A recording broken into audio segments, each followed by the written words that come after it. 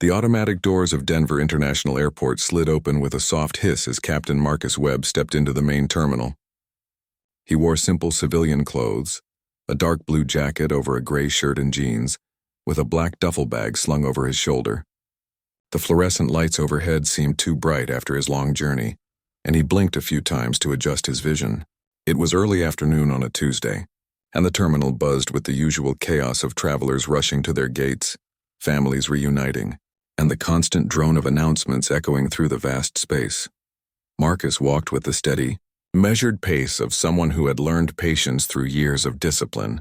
His dark skin glistened slightly with the thin sheen of sweat that came from moving through the climate-controlled building.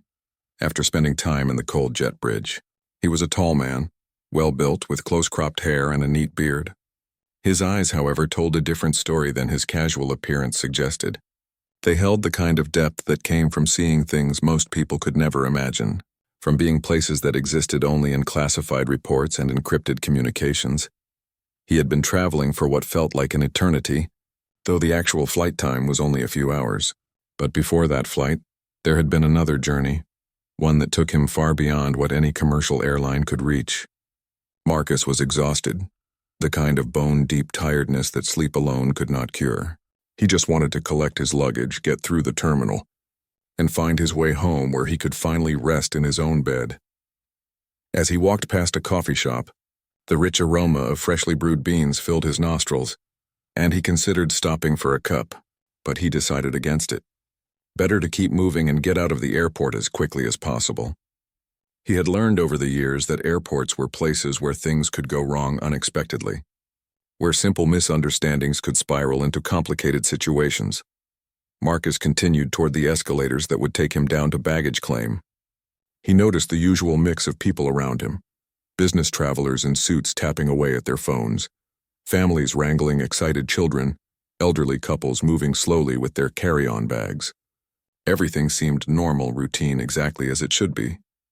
But then he felt it, that peculiar sensation of being watched. It was an instinct he had developed over his career, a sixth sense that alerted him when eyes were fixed on him with more than casual interest. He did not turn around immediately, instead continuing his path while using his peripheral vision to scan the area. That was when he spotted them, two airport security officers standing near a magazine kiosk about 30 feet behind him. The officers were both white men, one slightly taller than the other. The taller one had sandy blonde hair and a thick neck that strained against his uniform collar. His partner was shorter, stockier, with dark hair and a permanent scowl etched into his face. Both wore the standard airport security uniform, dark pants and light blue shirts with badges clipped to their belts. Their name tags read Bennett and Harris. Marcus continued walking, hoping his initial assessment was wrong. Maybe they were just looking in his general direction, scanning the crowd as security personnel often did. Maybe they were watching someone else entirely. He reached the top of the escalator and stepped onto the moving stairs, letting it carry him down to the lower level. As he descended, he glanced back up and felt his stomach tighten. Officers Bennett and Harris were now at the top of the escalator, stepping onto it, following him down. Their eyes were locked directly on him, and there was no mistaking their intent. They were tracking him specifically. Marcus took a slow breath and kept his expression neutral. He had been through situations like this before, too many times to count. He knew the drill, knew how to stay calm, knew that showing any emotion could be used against him later. When he reached the bottom of the escalator, he stepped off and continued walking toward the baggage claim area, his pace unchanged. The lower level was slightly less crowded than the main terminal. The baggage carousel stretched out in a long row, some already spinning with luggage from recently arrived flights, others sitting still and empty. Marcus checked the overhead monitors to find which carousel would have bags from his flight. Carousel 7. He began walking toward it. Behind him, he could hear the footsteps of the two officers, their hard-soled shoes clicking against the polished floor.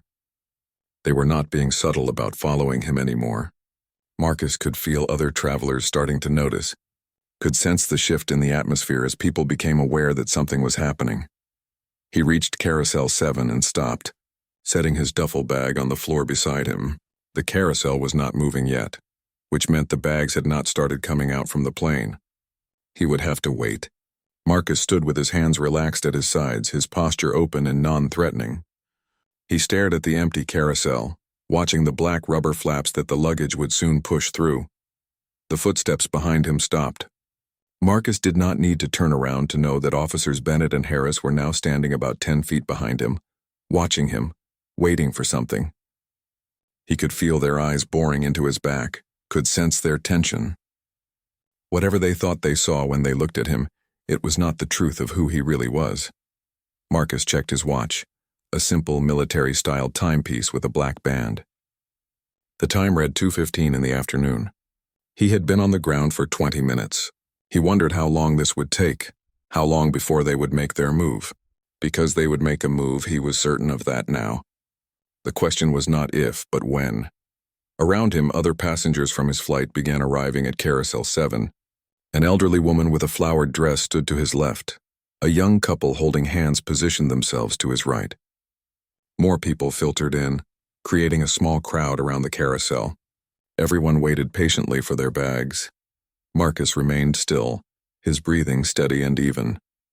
Years of training had taught him how to remain calm under pressure, how to control his heart rate, how to project an aura of complete composure, even when his mind was calculating dozens of potential scenarios and outcomes. He was ready for whatever came next, even though he wished with every fiber of his being that it would not come at all.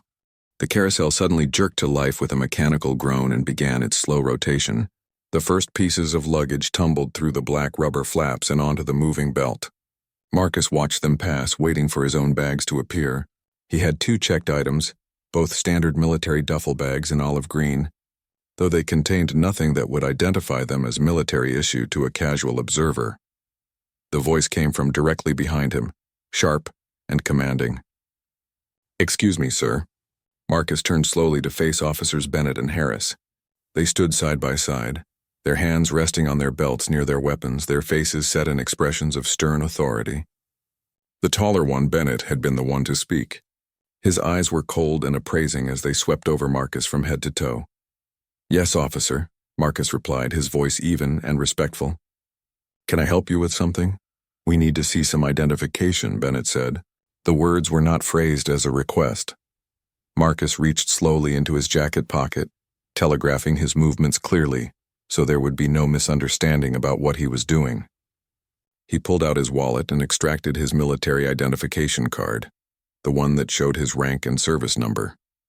He handed it to Bennett without comment. Bennett took the card and barely glanced at it before handing it to Harris. His eyes never left Marcus's face. "What are you doing in the airport?" he asked. "I just arrived on a flight," Marcus said.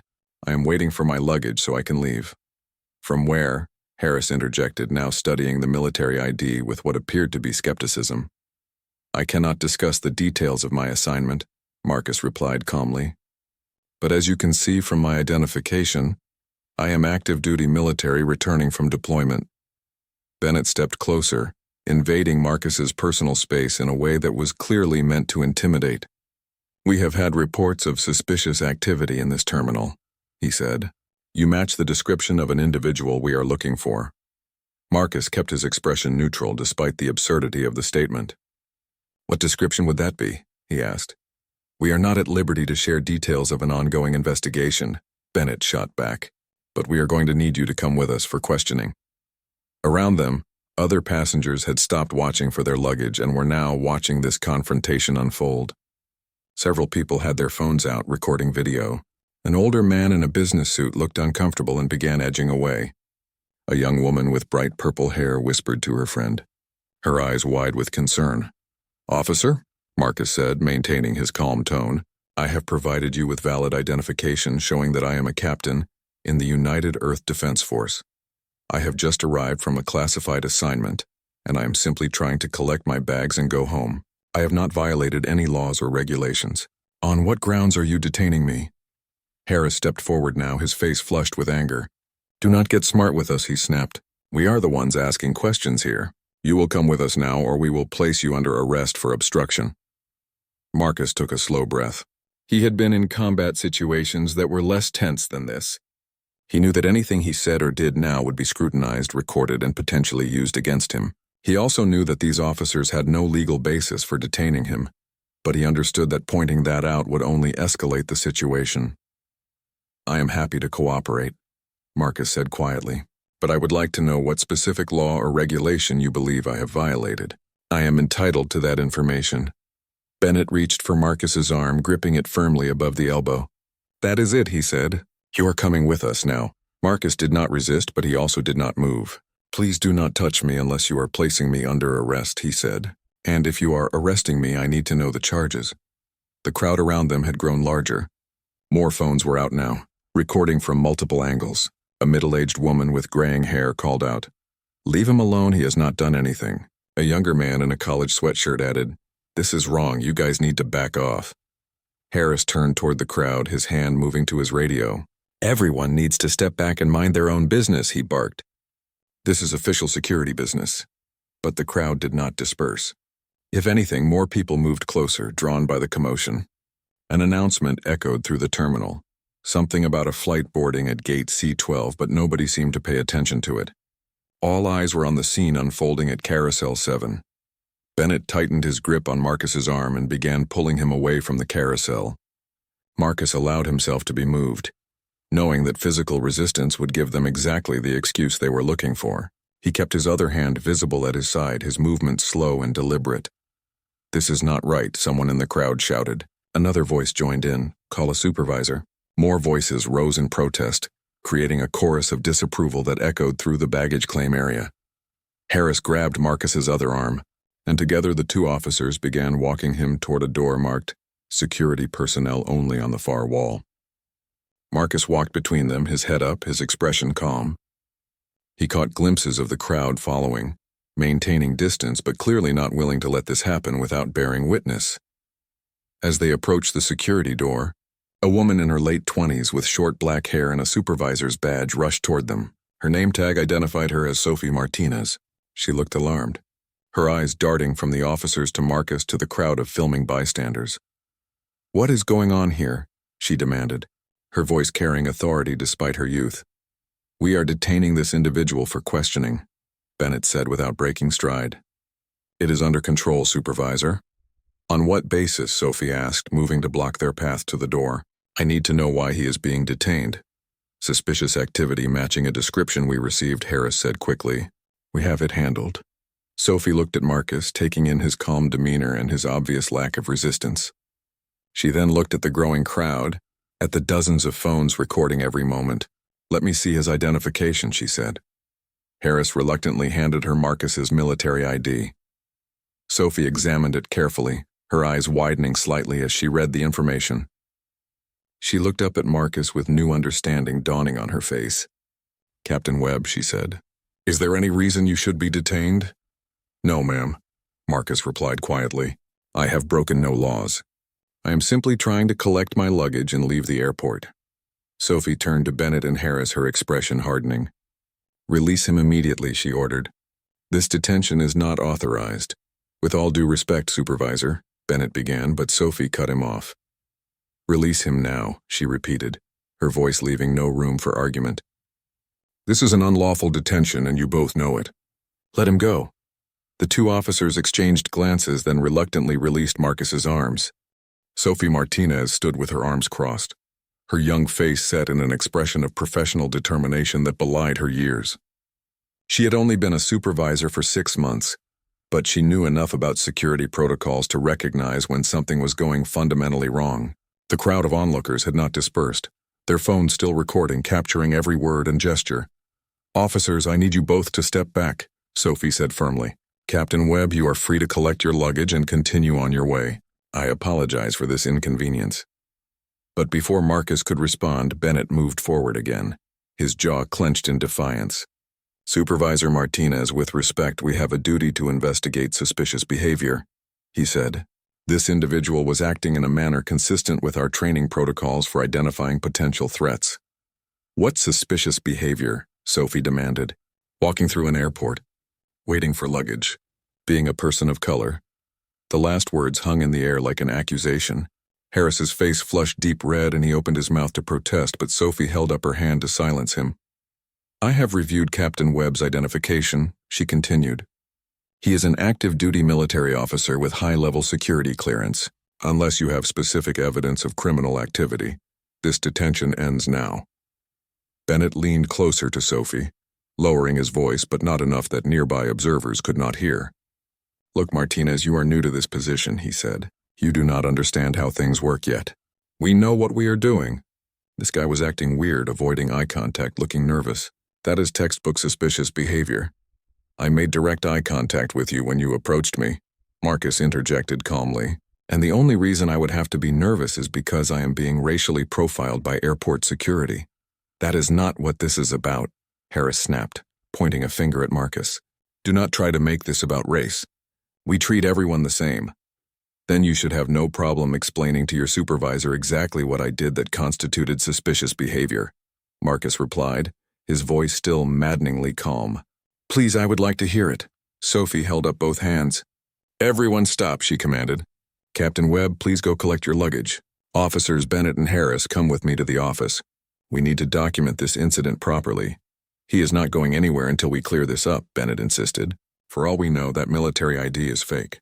People can buy those things online. Sophie stared at Bennett in disbelief. Are you seriously suggesting that a military captain's identification is fake? She asked. Without any evidence whatsoever. I am saying we should verify it, Bennett replied stubbornly. It is our job to be thorough. Fine, Sophie said, her patience clearly wearing thin. We will verify it from the office. All three of you come with me now.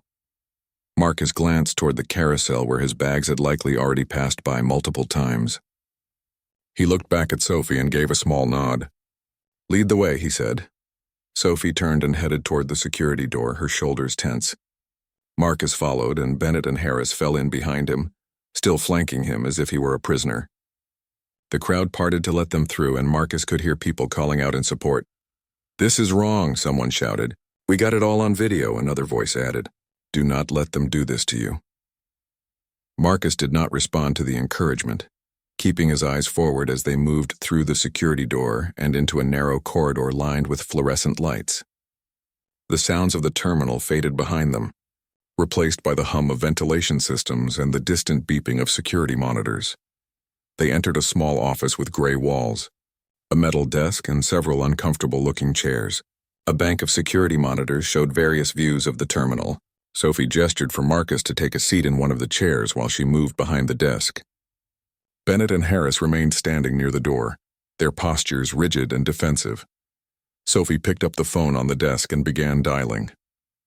I'm calling UEDF headquarters to verify Captain Webb's credentials, she announced. While I do that, I want both of you to write up exactly what you observed that led to this detention. Be specific. We were doing our jobs, Harris muttered. But he pulled out a small notebook and began writing. Marcus sat quietly in the chair, his hands folded in his lap. He watched Sophie as she spoke into the phone, identifying herself and explaining the situation. He could see her expression change as whoever was on the other end of the line responded. Her eyes widened slightly, then narrowed in concentration. Yes, I understand, Sophie said into the phone. Can you hold for one moment? She put the call on speaker and set the phone down on the desk. The voice on the other end was female, crisp and professional with an undertone of steel. This is Colonel Patricia Hayes, UEDF Personnel Division, the voice said. To whom am I speaking? This is Supervisor Sophie Martinez, Denver International Airport Security, Sophie replied. I have Captain Marcus Webb here with me. There was an incident and I need to verify his status. What kind of incident? Colonel Hayes asked, and Marcus detected a dangerous edge to the question. 2 of my officers detained him for questioning, based on what they are claiming was suspicious behavior, Sophie explained. I intervened and am now verifying his credentials. There was a long pause on the other end of the line. When Colonel Hayes spoke again, her voice was colder. Detained him, she repeated. On what grounds? The officers are writing up their report now, Sophie said, glancing at Bennett and Harris. They claim he matched a description of suspicious activity, I see. Colonel Hayes said. Let me be very clear, Supervisor Martinez. Captain Marcus Webb is a decorated officer with the highest security clearances in the Defense Force. He is returning from a classified assignment of extreme importance. Any interference with his travel is a matter of significant concern to this command. Is Captain Webb injured or mistreated in any way? No, ma'am, Sophie said quickly. He appears unharmed. Put him on the phone, please, the colonel ordered. Sophie gestured to Marcus, who stood and approached the desk. "Captain Webb here," he said. "Marcus, what is your status?" Colonel Hayes asked. "I am fine, Colonel," Marcus replied. "The situation is under control. There was a misunderstanding and Supervisor Martinez has handled it professionally. Do you need us to send someone?" the colonel asked. Marcus glanced at Bennett and Harris, who were now looking decidedly uncomfortable, as they realized their detainee had direct access to high-ranking military command. "No, ma'am, that will not be necessary," he said. "I should be cleared to leave shortly." "Understood," Colonel Hayes said. "Supervisor Martinez, I am transmitting Captain Webb's full credentials to your office now. You should receive them momentarily. Please note that his security classification is above your clearance level, so some information will be redacted, but his identity and rank will be confirmed." A computer on the desk beeped and Sophie moved to check it. Her face went pale as she read what appeared on the screen. Sophie stared at her computer screen, her eyes scanning line after line of heavily redacted text. Most of Captain Webb's file was blocked out with black bars and classification codes she had never seen before, but what she could read was enough to make her stomach drop. Combat deployments to locations that were not listed by name, commendations from officials whose titles were redacted, and a current assignment designation that simply read, Project First Light, with a security classification so high that even its category level was classified. "Supervisor Martinez," Colonel Hayes's voice came through the speakerphone. "Do you have the file?" "Yes, ma'am, I have it," Sophie replied, her voice slightly shaky. "Colonel, I need to ask, what is Project First Light?" "That information is classified above your pay grade," the colonel responded immediately. "All you need to know is that Captain Webb is exactly who he says he is, and that this detention, however brief, has created a situation that requires immediate attention. I am going to need you to file a complete incident report and forward it directly to my office. I will also need the names and badge numbers of the officers involved." Sophie looked at Bennett and Harris. The color had drained from Bennett's face as the implications became clear. Harris stood rigid, his jaw clenched, but his eyes showed the first hints of genuine concern. "Officers Kyle Bennett and Greg Harris," Sophie said into the phone, reading from their badges. "Both are assigned to Terminal B security detail." "Noted," Colonel Hayes said. "Captain Webb, I am going to need you to wait there while I make some calls. This is going to take about 30 minutes. Can you do that for me?" "Yes, ma'am," Marcus replied, returning to his seat. "Supervisor Martinez," the colonel continued, "Captain Webb is not to leave that office until I call back, and those two officers are not to go anywhere either. Am I clear?" "Crystal clear, Colonel," Sophie said. "Good. I will be in touch shortly," Colonel Hayes said, and the line went dead. The office fell into an uncomfortable silence. Sophie sat down at her desk, her hands trembling slightly as she began typing up an incident report. Bennett and Harris remained standing by the door, no longer the confident authority figures they had been 20 minutes ago. Marcus sat calmly in his chair, his expression unchanged. 5 minutes passed with only the sound of Sophie's typing breaking the quiet. Then her desk phone rang, making everyone jump. She picked it up quickly. "Martinez," she answered. The voice on the other end was male, older, with the kind of gravitas that came from years of command. "This is Airport Director Paul Graham. I need you to bring Captain Webb and the two officers involved to my office immediately." The director's tone left no room for questions. "Yes, sir," Sophie said. "We will be right there." She hung up and looked at the others. "The director wants to see all of us," she said. "Let us go." They filed out of the small security office and made their way through the corridors to the administrative section of the airport. Other security personnel they passed gave them curious looks, clearly sensing that something serious was happening. Word traveled fast in places like airports. Director Graham's office was on the 3rd floor of the terminal, accessible by a special elevator that required a security badge. Sophie swiped her card and they all stepped into the elevator in silence. The ride up felt like it took forever, though it was only about 30 seconds. When the elevator doors opened, they were met by Graham's assistant, a stern-looking woman in her 50s who ushered them directly into the director's office without a word. Paul Graham sat behind a large desk, and standing beside him were two individuals Marcus recognized immediately, even though they were not in uniform. One was a woman in her 40s with sharp features and intelligent eyes, wearing a dark suit. The other was a man in his 60s with gray hair and the unmistakable bearing of a career military officer, also in civilian clothes. Both had arrived remarkably quickly, which told Marcus that they had already been in Denver, probably waiting for his arrival. Director Graham stood as they entered. He was a portly man with thinning hair and wire-rimmed glasses, and he looked deeply uncomfortable. "Captain Webb," he said, his voice formal. "I am Paul Graham, the airport director. I apologize profusely for this incident. These are Special Agent Lisa Monroe from the Federal Security Bureau and General Raymond Clark from UEDF Command." Marcus stood and shook hands with both of them. General Clark's handshake was firm, his eyes conveying both concern and a hint of anger that was clearly not directed at Marcus. Agent Monroe's grip was equally strong, her expression professionally neutral but her eyes assessing everything in the room. "Captain, are you all right?" General Clark asked. "Do you need medical attention?" "I am fine, sir," Marcus replied. "Just tired." "Good," the general said. He turned to look at Bennett and Harris, and his expression hardened. "Are these the officers who detained you?" "Yes, sir," Marcus confirmed. General Clark studied the two security officers with the kind of gaze that could strip paint from walls. "Do you have any idea what you have done?" he asked them, his voice quiet but deadly serious. "Sir, we were just doing our jobs," Bennett began, but the general held up a hand to stop him. "Your jobs," General Clark repeated. "Your jobs are to ensure the safety and security of this airport." Captain Webb was not a threat.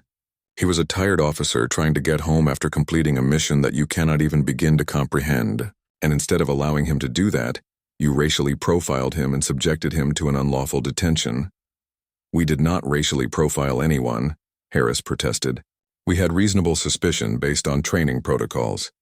Agent Monroe stepped forward, pulling out a tablet computer.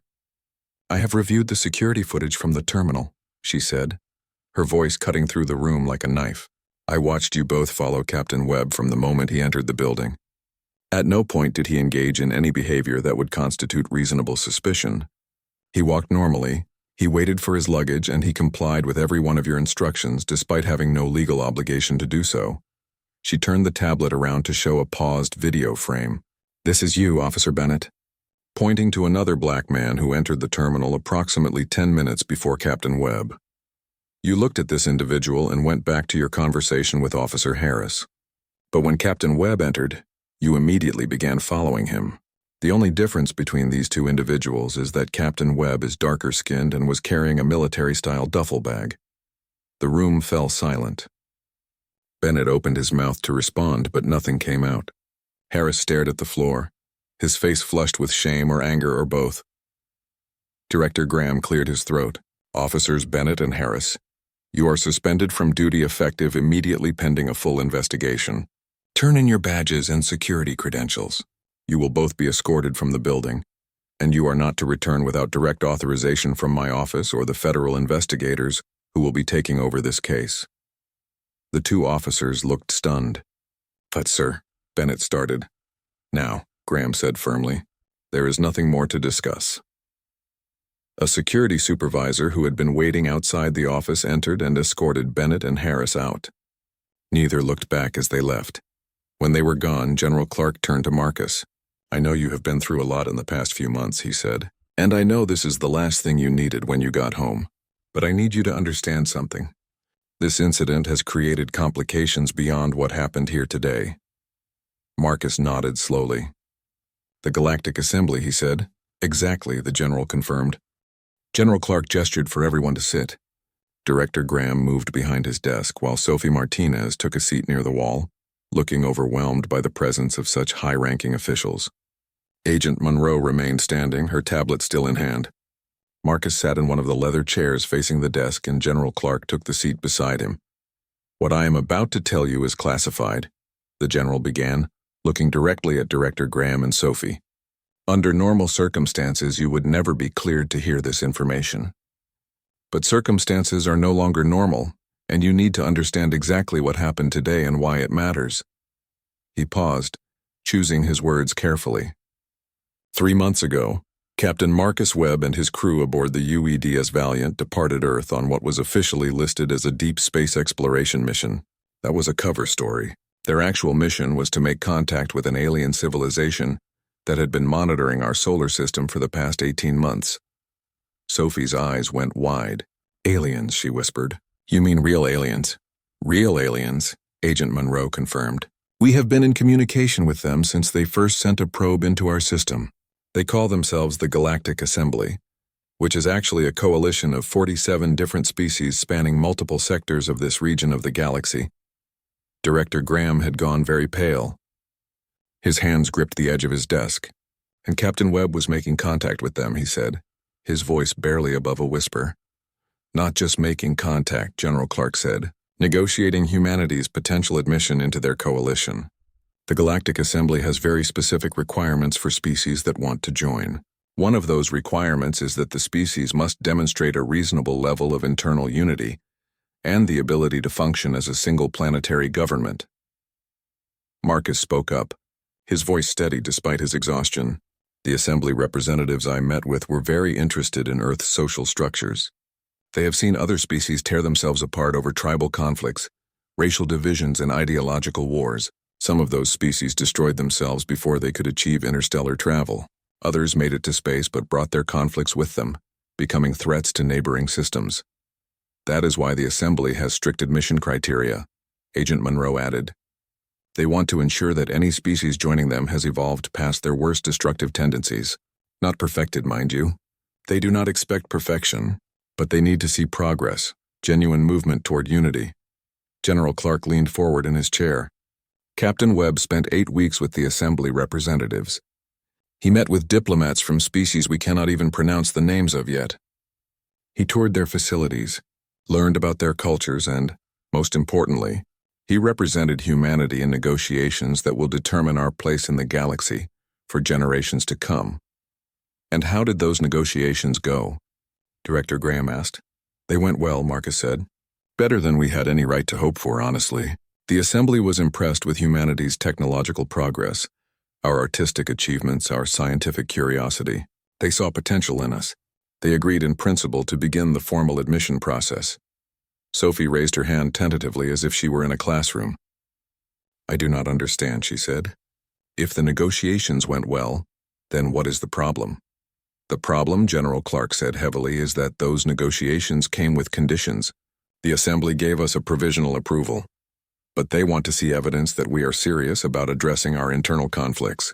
They are sending observers to Earth, representatives who will spend the next year evaluating our progress. And then just hours after Captain Webb lands back on Earth, video footage starts circulating on social media showing him being detained by airport security for no reason other than the color of his skin.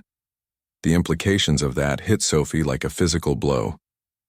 Oh no, she breathed. Oh yes, Agent Monroe said grimly. The video has already been viewed millions of times. It is spreading across every platform. News organizations are picking it up.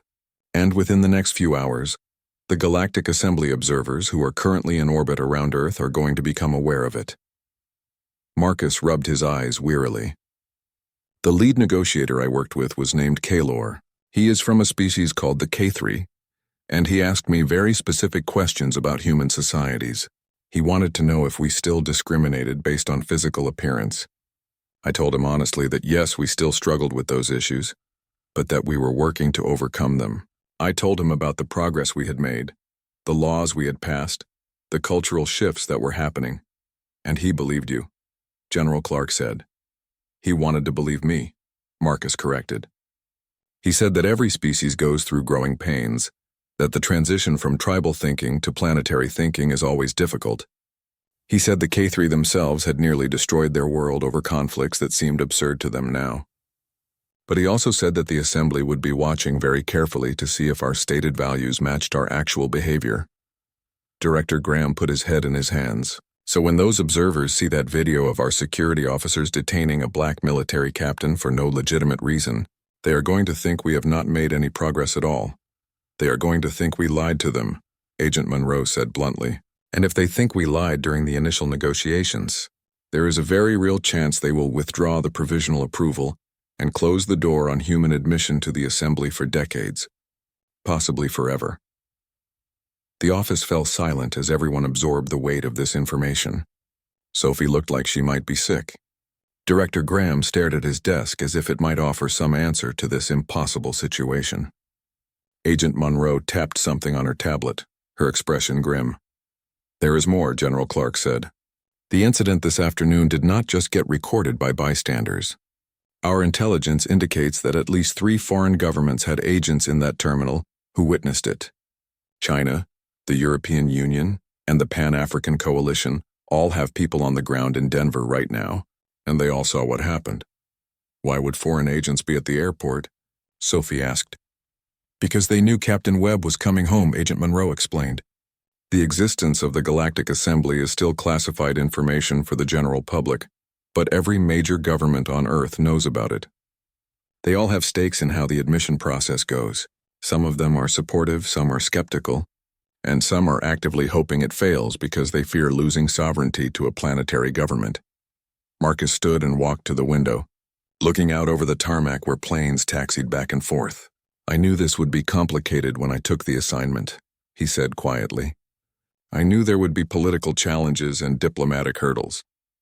But I never imagined that the biggest obstacle to humanity joining the galactic community would be 2 airport cops who could not see past the color of my skin."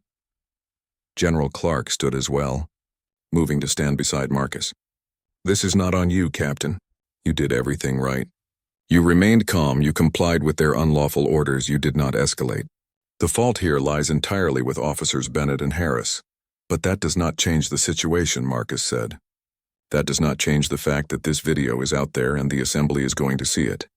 Agent Monroe set her tablet down on Director Graham's desk and pulled up a live news feed on the large monitor mounted on the wall. The image showed a reporter standing outside Denver International Airport with the caption, "Breaking News Military Officer Detained in Alleged Racial Profiling Incident," scrolling across the bottom of the screen. "It is already the top story on every major network," she said. "We tried to contain it, but there were too many witnesses with phones. The footage was uploaded to a dozen different platforms within minutes of the incident occurring." On the screen, the reporter spoke into her microphone with barely contained excitement. "We are learning more details about this shocking incident that occurred just hours ago, right here at Denver International Airport. Sources tell us that the man detained was actually a high-ranking military officer who had just returned from an overseas assignment. Airport officials have so far declined to comment, but videos of the encounter have already been viewed more than 15 million times across social media platforms." The feed cut to the cell phone video that someone had recorded. Marcus watched himself on screen, standing calmly between Officers Bennett and Harris as they gripped his arms. The video quality was surprisingly clear, capturing every word of the exchange. Even without full context, it was obvious to anyone watching that Marcus had done nothing to warrant being detained. Director Graham muted the television and turned to face the others. "I have already received calls from the mayor's office, the governor's office, and 3 different civil rights organizations. My phone has not stopped ringing. They all want answers, and I do not have anything to tell them yet." "What can you tell them?" General Clark asked. "What are we authorized to say?" Agent Monroe consulted her tablet. The official position from the Department of Defense and the State Department is that Captain Webb is a decorated military officer who was subjected to an unfortunate incident involving overzealous security personnel. We cannot confirm or deny any details about his recent assignment due to classification concerns. The investigation into the actions of the airport security officers is ongoing. That is not going to satisfy anyone, Director Graham said. People are already calling this a clear case of racial profiling. They want to know what we are doing about it. What we are doing is suspending the officers involved and launching a full investigation, Sophie interjected.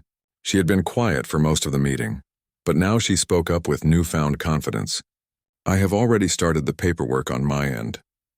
Both officers will be subject to a complete review of their service records, their training certifications, and any previous incidents that might have gone unreported. Good, Agent Monroe said. That is a start. But we need more than just an internal investigation. This is going to require federal oversight. The Justice Department is already preparing to send a team. Marcus turned away from the window. With respect, ma'am, he said to Agent Monroe, I do not want this to become a circus. Those 2 officers made a mistake, a serious one. But turning this into a massive federal case is not going to help the larger situation we are facing. The larger situation being the Galactic Assembly's response. General Clark clarified. Exactly, Marcus confirmed. If the Assembly sees Earth tearing itself apart over this incident, that is going to reinforce every negative assumption they have about our inability to unify. We need to handle this in a way that shows we can address our problems constructively. Agent Monroe considered this. What are you suggesting, Captain? I am suggesting that we acknowledge what happened, hold the responsible parties accountable through normal channels, but also use this as an opportunity to demonstrate progress. Do not bury it or minimize it, but do not let it spiral into chaos either. Before anyone could respond, General Clark's phone buzzed. He glanced at it and his expression darkened. We have another problem, he said. Ambassador Chenwei just contacted me. The Galactic Assembly observers have indeed learned about the incident, and they are requesting an immediate meeting. How did they find out so fast? Director Graham asked. They monitor our communications, General Clark explained. Not in a nefarious way, but as part of their evaluation process. They have been observing our media broadcasts and internet traffic to get a sense of our culture. This video showed up in their analysis because of how quickly it spread and how many people engaged with it. What do they want to discuss? Marcus asked. They want to speak with you directly, the general replied. Ambassador Chen said that Kaylor specifically asked to meet with you as soon as possible. Marcus nodded slowly. When and where? Tomorrow morning at the secure facility outside Boulder. But there is more. Kaylor has also requested that the two officers involved be present at the meeting. Sophie looked shocked. Why would they want to meet with Bennett and Harris? Because they want to understand the human perspective from multiple angles, Agent Monroe explained. They want to hear from you, Captain, because you experienced the incident. But they also want to hear from the officers who detained you. They want to understand what was going through their minds, what motivated their actions. And if those officers say something that convinces the Assembly we are not ready for admission, Director Graham said quietly, then this whole thing falls apart. It was a risk, Marcus acknowledged. But it was also an opportunity. If the Assembly observers are willing to listen to all sides, then maybe they will see this as an isolated incident rather than a systemic failure. Or they will see it as confirmation that humanity still has too far to go, Agent Monroe countered. Either way, we do not have a choice, General Clark said. The meeting is happening whether we like it or not. Captain Webb, you will report to Boulder at 0800 hours tomorrow. Agent Monroe and I will be there along with Ambassador Chen. We are still working on whether Bennett and Harris will attend. That depends on whether they agree to it. They will agree to it, Sophie said. She spoke with quiet certainty. I will make sure they understand what is at stake. Good, the general said. He stood and buttoned his jacket. Director Graham, I need you to prepare a statement for the press. Keep it brief, factual, and avoid inflammatory language. Agent Monroe, coordinate with the Justice Department on the federal investigation parameters. Captain Webb, go home and get some rest. You have a long day ahead of you tomorrow. Marcus nodded. Yes, sir. As the meeting broke up and people began filing out of the office, Sophie approached Marcus. Captain, she said quietly, I am sorry for what happened to you today. I wish I had intervened sooner. Marcus gave her a small smile. You intervened when it mattered, he said. That took courage. Not everyone would have stood up to their fellow officers like that. It was the right thing to do, Sophie replied. It should not take courage to do the right thing, but it does, Marcus said. And that is something the Galactic Assembly is going to need to understand about humanity. We are imperfect, we make mistakes, but there are always people like you who step up when it matters. He left the office and made his way back down to baggage claim with a security escort provided by Director Graham. The carousel had long since stopped running, but his bags had been retrieved and were waiting for him at the security office. Marcus collected them, thanked the staff, and headed for the exit. Outside, the cool Denver air hit his face as he walked toward the parking area where a military car was waiting to take him home.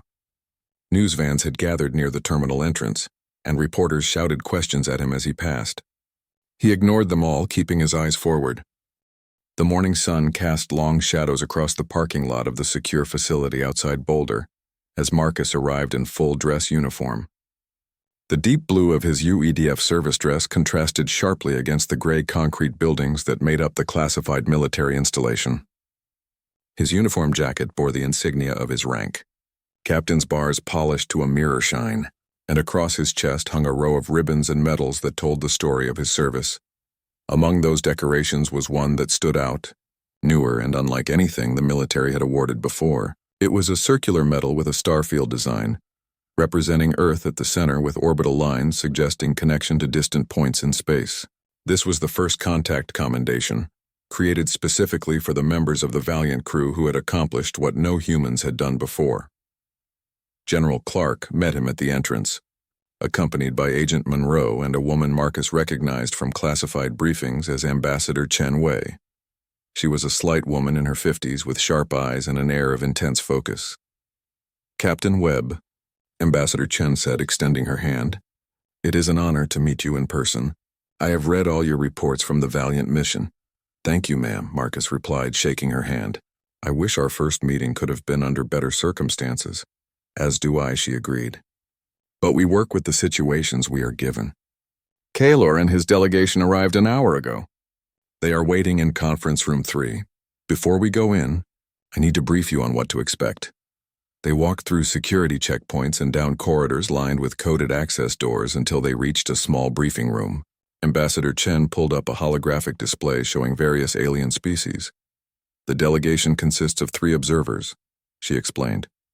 "Kaylor, whom you know, is the lead. He will be accompanied by Nethys, a Volthan cultural analyst, and Soreth, a Dranix legal expert.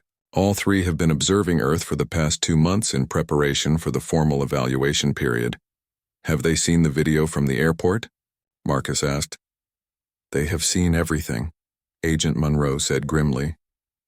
"Not just the video from yesterday, but also dozens of similar incidents from the past year. Traffic stops, street encounters, workplace discrimination cases. They have been conducting a comprehensive analysis of human social dynamics." "And what is their assessment so far?" Marcus asked. Ambassador Chen hesitated before answering. "They are concerned. The Volthan in particular, Nethys, comes from a species that nearly destroyed itself in civil wars, based on biological castes. They are very sensitive to any signs of systematic discrimination. Seeing the airport incident has reinforced some of their worst fears about humanity." "What about Kaylor?" Marcus asked. "He seemed optimistic during our negotiations on the Valiant." "He was, and he still wants to believe in humanity's potential," Ambassador Chen said. "But he is also a realist. If he cannot justify bringing us into the assembly, he will not do it just because he likes us." General Clark checked his watch. "It is time," he said. "Captain, remember that you are not on trial here. Answer their questions honestly, but do not apologize for being human. Show them who we really are." They entered conference room 3, a large space with a long table and chairs designed to accommodate both human and alien physiology. At the far end of the table sat 3 beings that Marcus had come to know well during his time aboard the assembly station. Kaylor was tall and slender with skin that shifted between shades of blue and purple depending on his emotional state. His large eyes dominated his face and his long fingers were currently folded on the table in front of him. Beside him sat Nethys, shorter and stockier, with rough gray skin and multiple sensory stalks protruding from where a human might have hair. On Kaylor's other side was Soreth, insectoid in appearance with compound eyes and delicate mandibles that clicked softly as Marcus entered. "Captain Webb," Kaylor said, his voice produced by a translation device that rendered his words in perfect English.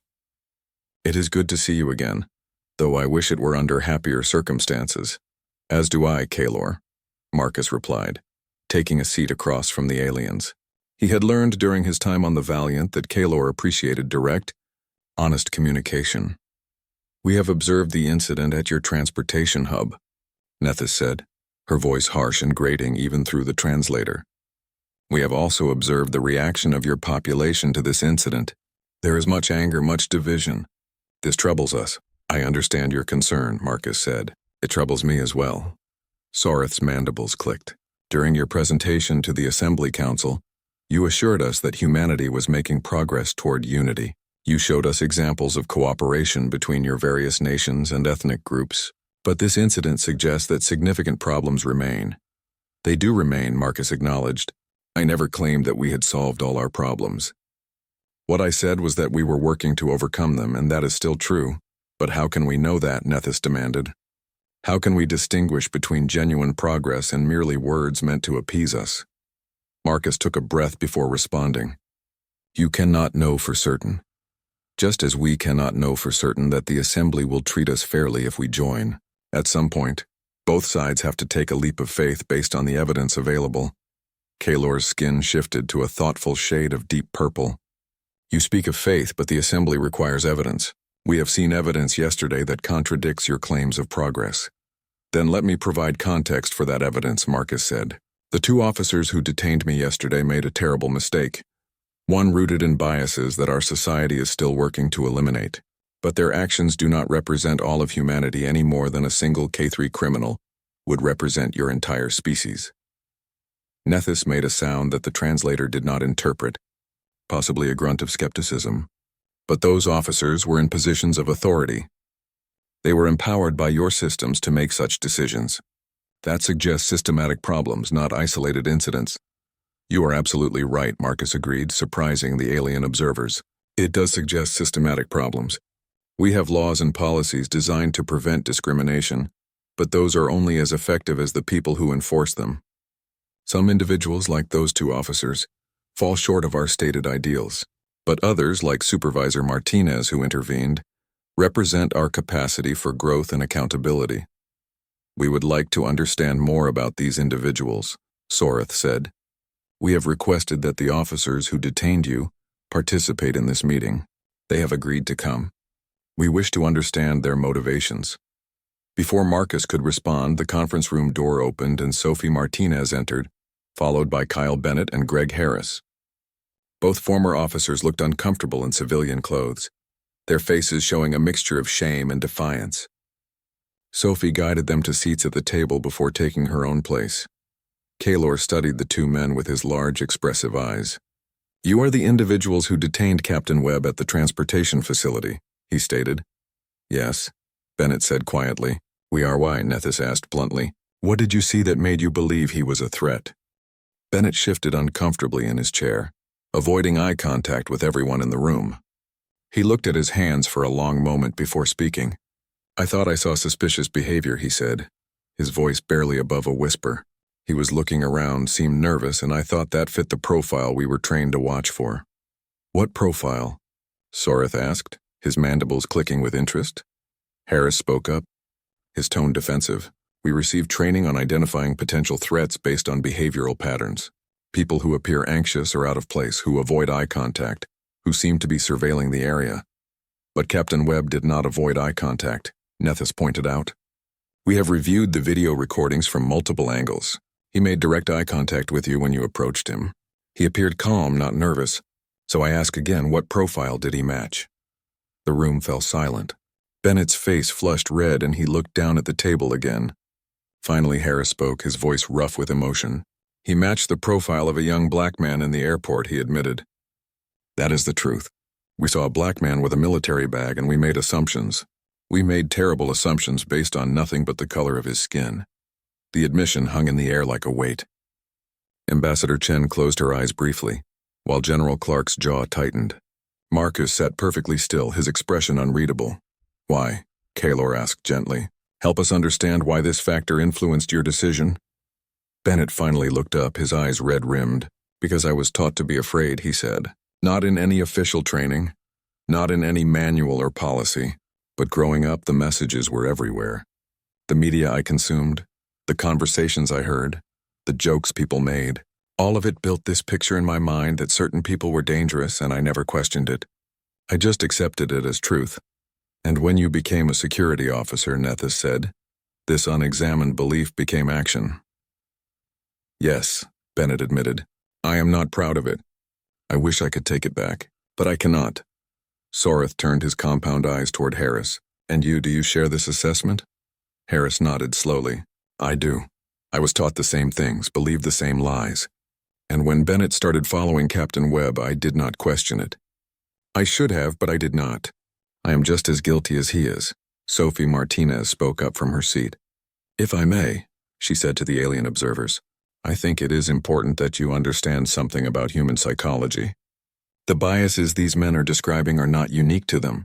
Many humans carry similar prejudices, learned from childhood and reinforced by social structures. The difference is that some of us recognize these biases and work to overcome them. while others, like Bennett and Harris, act on them without question. But you intervened, Kaylor noted. You recognized the situation as unjust and took action to stop it. Why? Because it was wrong, Sophie said simply. I saw 2 officers detaining a man for no legitimate reason, and my training, my ethics, and my basic sense of right and wrong told me to intervene. It was not complicated, yet it took courage, Nethys observed. You acted against your peers, potentially damaging your professional relationships? Maybe, Sophie acknowledged, but the alternative was allowing an injustice to continue. That was not acceptable to me. Kaylor's skin shifted to a lighter shade of blue, a color Marcus had learned indicated thoughtful consideration. This is what we have been trying to understand about humanity, he said. You are a species filled with contradictions. You create systems designed to promote equality, yet individuals within those systems perpetuate inequality. You espouse values of unity and fairness, yet you struggle to apply those values consistently. How can we trust that joining the Assembly will not import these contradictions into the larger galactic community? Marcus leaned forward. Because contradictions are part of growth, he said. Every species in the Assembly has its own history of internal conflicts and moral failures. The K3 had their caste wars. The Volthan had their genetic purges. The Dranics nearly drove themselves extinct through resource hoarding. Every advanced civilization has had to confront its worst impulses and choose to be better. Yes, Soreth agreed. But we confronted these issues before seeking admission to the Assembly. We proved we had moved beyond our destructive tendencies, did you? Marcus challenged gently. Or did you prove that you had made significant progress and were committed to continuing that progress? Because I have read the histories you shared with us during our negotiations. The Dranics still struggle with economic inequality. The K3 still have social friction between their historical castes. The Volthans still see occasional outbreaks of genetic supremacy movements. None of you are perfect. You are just committed to trying. Kaylor's skin rippled with color, cycling through several shades before settling on a warm purple that Marcus recognized as indicating approval. You make a valid point, Captain. We have perhaps held humanity to a higher standard than we hold ourselves. Not higher, Nethys said. Just different.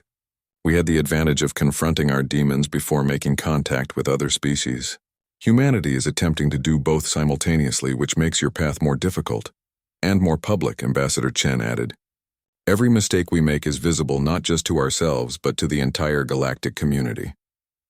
That creates pressure, but it also creates accountability. Agent Monroe pulled up a display on the conference room screen, showing global news coverage of the airport incident. But look at the response, she said. Within hours of the video going viral, millions of humans spoke out against what happened. Protests were organized, civil rights groups mobilized, and government officials at every level condemned the actions of those 2 officers.